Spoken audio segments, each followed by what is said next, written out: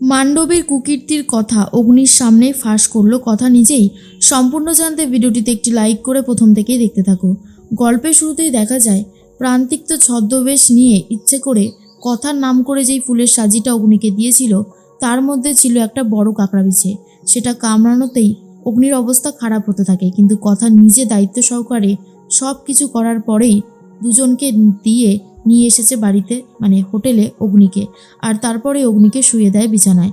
তখনই ম্যানেজার বাবু জিজ্ঞেস করে কি হয়েছে, ওর এই রকম হলো কি করে।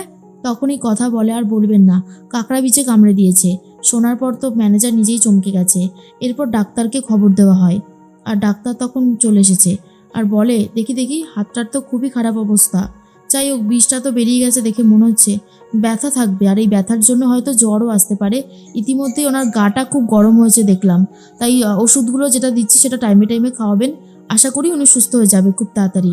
এরপরেই যারা দুজন দিতে এসেছিল তখন কথা বলে ধন্যবাদ আপনাদেরকে, আপনারা না থাকলে পাচক মশাইকে আমি এখানে আনতে পারতাম না।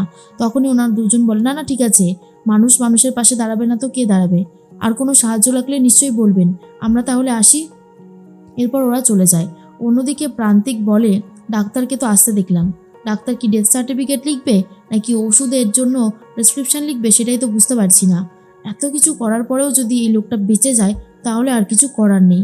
এরপর কথা বলে ইস, পাচক মশার অবস্থা দেখে আমার নিজেরই ভালো লাগছে না, সত্যি খুব খারাপ লাগছে। মানুষটাকে এইভাবে শুয়ে থাকতে তো খুব একটা দেখি না। কি জানি কিভাবে কাঁকড়া বিছেটা কামড়ালো বুঝতে পারছি না। অন্যদিকে জয়দীপ বিশ্বাসের বাড়িতে চলে গেছে মেজো কাকিমণি আর মেজো কাকু।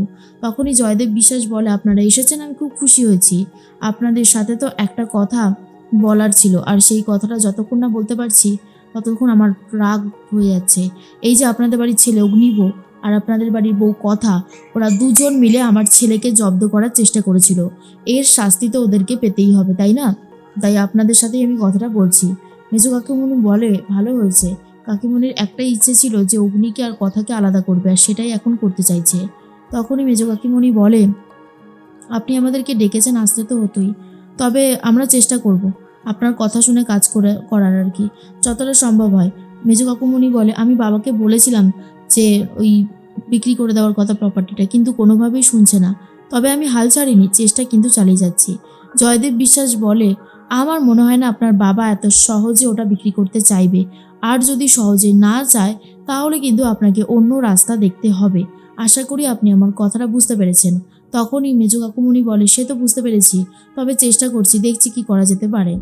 এর মধ্যেই মেজো কাকিমণি বলে তো আপনি কি করতে চাইছেন?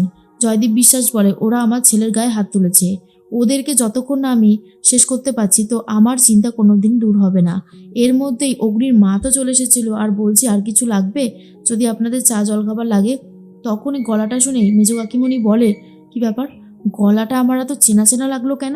যখনই পেছন ঘুরতে যাবে জয়দীপ বিশ্বাস বলে তোমাকে কি এখানে আসতে বলেছি, যাও ভেতরে যাও, বলেই ভেতরে পাঠিয়ে দেয়। আর এদিকে ঘুমটা টানা ছিল, খুব একটা দেখে চিনতেও পারেনি। অন্যদিকে বেশ রাত হয়ে গেছে, অগ্নির জ্বরটাও বাড়ছে, আর কথা চলে গেছে ম্যানেজারের কাছে আর বলে আচ্ছা বলছি কি এখানে ঘৃতকুমারী গাছ পাওয়া যাবে, তাহলে একটু নিয়ে আসতাম। তখনই ম্যানেজার বলে হ্যাঁ হ্যাঁ, আরে এই হোটেলের চত্বরেই তো আছে, আমি বলছি। লরেন বলে একটা ছেলেকে বলে দেয় যে ঘৃতকুমারী গাছ আনতে। তখনই কথা বলে এখানে কাউকে দেখলাম মনে হলো, প্রান্তিককে দেখে নিয়েছিল। প্রান্তিক তখন ওখান থেকে কেটে পড়ে। কথা বলে একটা হাতে ট্যাটুও দেখলাম করা রয়েছে, সাধু সন্ন্যাসীদের হাতে থাকে এরকম উল্কি করা, কিন্তু এটা যেন একটু অন্য রকমের। আর মনে হচ্ছে এইটা আমি কোথায় দেখেছি, কিন্তু না না, এখন এসব নিয়ে ভাবনার সময় নেই, আমি বরং যাই পাচক মশাইয়ের মাথায় ভালো করে জলপট্টিটা দিয়ে দিই, এখন অনেকটাই জ্বর এসেছে। ভালো করে ট্রিটমেন্ট করতে থাকে। যেহেতু কথা উপোস করে রয়েছে, কিছু খেতেও পারেনি, আর কথার শরীরটাও খুব খারাপ লাগতে থাকে। এবার কথাও ঘুমিয়ে পড়েছে। সকাল হতেই তখনই প্র্যাডিরা ঠিক করে যে এরকমভাবে আর হবে না, এবারে যেতে হবে। ওদের কোনো খবর পাওয়া যাচ্ছে না। জুনি কথাকে ফোন করছে, প্র্যাডি বারবার করে ফোন করছিল এদিকে বিগ ব্রোকে, কিন্তু বিগ ব্রো তো অসুস্থ, শুয়ে রয়েছে। আর এর মধ্যেই তখনই জুনি বলে আমার আর ভালো লাগছে না, এবার কিন্তু আমার সত্যি খুব চিন্তা হচ্ছে, আমাদের একটা ডিসিশন নেওয়া উচিত। প্র্যাডি বলে হ্যাঁ হ্যাঁ, আমিও তো সেটাই ভাবছি, আমাদের এই মুহূর্তে যাওয়াটা উচিত, গিয়ে খোঁজ নিতে হবে ওদের এই অবস্থা কী করে হলো, কারোর কোনো খবর নেই কেন। তখনই সবাই মিলে গাড়িতে করে বেরিয়ে যাচ্ছে। আর এদিকে অগ্নির অবস্থা তো ভীষণই খারাপ। অগ্নিকে তখন শুয়ে থাকতে বলে কথা। অগ্নির জ্ঞান ফিরে এসেছে। আর এরপর অগ্নি বলে দাঁড়া দাঁড়া, এই তুই তো উপোস ছিলিস, তুই কিছু খেয়েছিস উপোসের পর? কিরে বল। কথা তখন বলে না মানে খাওয়া হয়নি আর এত ব্যস্ত ছিলাম। অগ্নি বলে দেখেছিস তো, তোর এই সমস্ত কাণ্ডগুলো দেখলে না আমার মাথাটা গরম হয়ে যায়। আমি তো ঠিক আছি, এবার তো অন্তত কিছু খা নাকি। তখনই ম্যানেজার সাহেব চলে এসেছে। এরপর পাচক মশাই বলে, আচ্ছা ম্যানেজার বাবু, আপনাদের এখানে রান্নাবান্না করার জায়গাটা কোথায় আমাকে একটু দেখিয়ে দিন তো, আমি কিছু স্পেশাল ডিশ বানাবো। তখনই ম্যানেজার বলে, তোমার যা শরীরের অবস্থা, তুমি পারবে এখন বানাতে? কি বানাতে হবে বলো, আমরা বানিয়ে দিচ্ছি। তোমার অবস্থা তো খুবই খারাপ ছিল, জমে মানুষে টানাটানি চলছিল, সেখানে তোমার স্ত্রী রীতিমতো যুদ্ধ করে তোমাকে ফিরিয়ে এনেছে, বুঝলে? নাহলে তোমার অবস্থা আরও বেশি করে খারাপ হতে পারত। অগ্নি বলে, হ্যাঁ কি যে হলো কালকে। আচ্ছা কথা, আমার কি করে এই অবস্থা হলো? কথা বলে, পাচক মশাই আপনার হাতে তো কাঁকড়া বিছে কামড় দিয়েছিল, তার জন্যই এমনটা হলো। শুনে তো অগ্নি চমকে যায় আর বলে, কাঁকড়া বিছে? কোথা থেকে আসলো কাঁকড়া বিছে? এরপর কথা বলে, আমিও তো সেটাই বুঝতে পারলাম না। আমি তো বাবার মাথায় জল ঢালছিলাম, হুট করে শুনি যে আপনার চিৎকার, তারপর বেরিয়ে এসে দেখি যে আপনি পড়ে রয়েছেন। তখন অগ্নি বলে, হ্যাঁ আমারও কিছু মনে পড়ছে না সেইভাবে। তখন কথা বলে, যাই হোক না কেন, বাবা নন্দীশ্বর আপনাকে বাঁচিয়ে দিয়েছে, আপনি এখন সুস্থ, এর থেকে বেশি কিছু আর আমি চাই না। আপনার সুস্থ হওয়াটা খুবই জরুরি ছিল। তখনই অগ্নি বলে, যাই হোক শোন, তোকে কিছু খেতে হবে বুঝলি তো। এর মধ্যেই চলে এসেছে প্র্যাডিরা, আর তখন ম্যানেজার বাবু পুলিশকে দেখে ভয় পেয়ে যায়।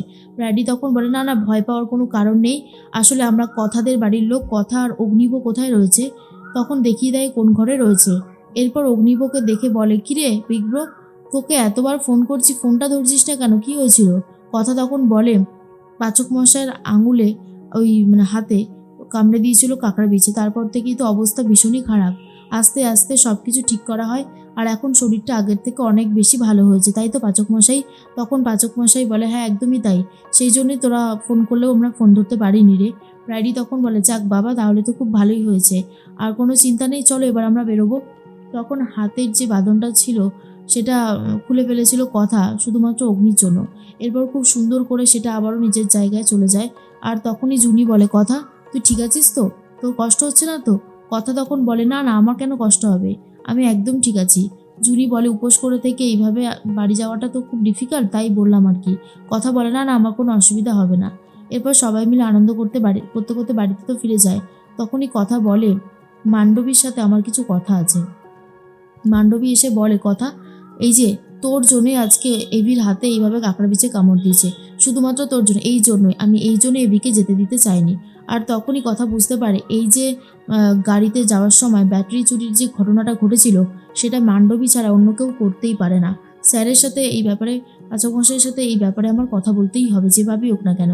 ম্যান্ডির মুখ থেকে সত্যি কথা আমি বলাবই, আর আমি নিজেও পাচক মশাইকে বলবো। ম্যান্ডির কুকুরটির কথা কিন্তু জানতে চলেছে এভি।